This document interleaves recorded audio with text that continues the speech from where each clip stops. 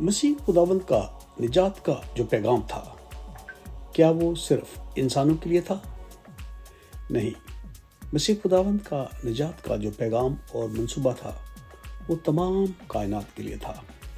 اس پہ انسان اور پوری کائنات شامل ہے، یعنی جانور، پرندے، انسان اور دریا، سمندر اور پوری دنیا کو رینیول کی ضرورت تھی۔ اس لیے مسیح خداوند اپنے نجات کا تحفہ پوری انسانیت کو پیش کرتے ہیں۔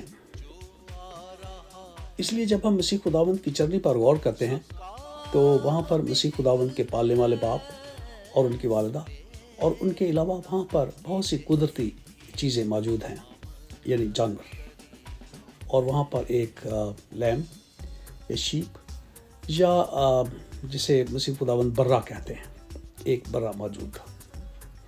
اس کے علاوہ وہاں پر ایک ریڈ کاؤ نظر آتی ہے، اور اس کے علاوہ وہاں پر اس پورے سین میں، اس پوری سٹوری میں اونٹ بھی بہت اہم ہے، اور اس کے علاوہ گدھا یعنی ڈونکی۔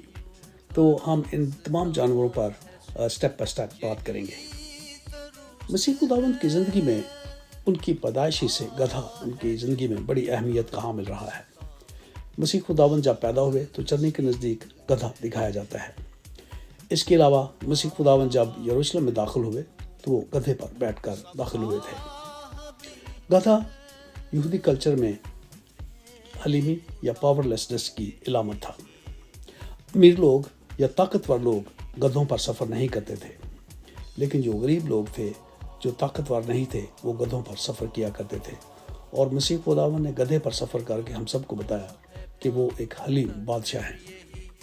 برہ، جب مسیح خداوند پیدا ہوئے تو ان کی چرنی کے پاس ایک خوبصورت برہ دکھایا جاتا ہے۔ یہودی کلچر میں برہ بڑی اہمیت کا حامل تھا۔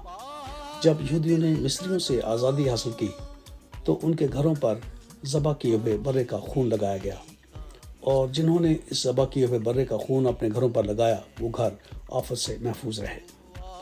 اسی طرح نئے عہد نامہ میں مسیح خداوند ایک برے کی طرح ذبح کیے جاتے ہیں، اور مسیح خداوند کے خون سے ہم سب آزاد ہوئے۔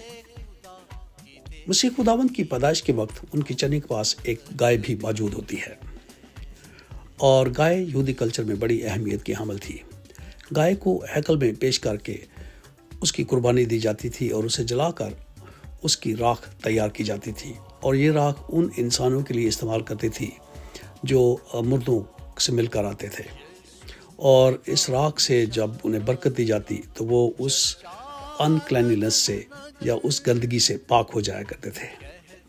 مسیح خداوند جب صلیب پر قربان ہوئے تو ان کی موت نے ہم سب کو رہائی بخشی۔ مسیح خداوند کی پیدائش کی کہانی میں اونٹ یا کیمل بڑی اہمیت کے حامل ہیں۔ مسیح خداوند کی پیدائش پر مشرق سے 3 مجوسی آئے، اور وہ اونٹوں پر سوار تھے، اور وہ مسیح خداوند کو بادشاہ سمجھتے تھے اور مسیح خداوند کو تحائف پیش کرنے آئے تھے۔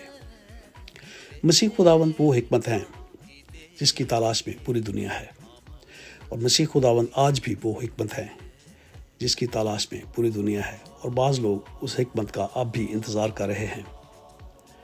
ان کا یقین ہے کہ مسیحا ابھی نہیں آئے، لیکن مسیحی مانتے ہیں کہ مسیحا آ چکے ہیں۔ God bless you.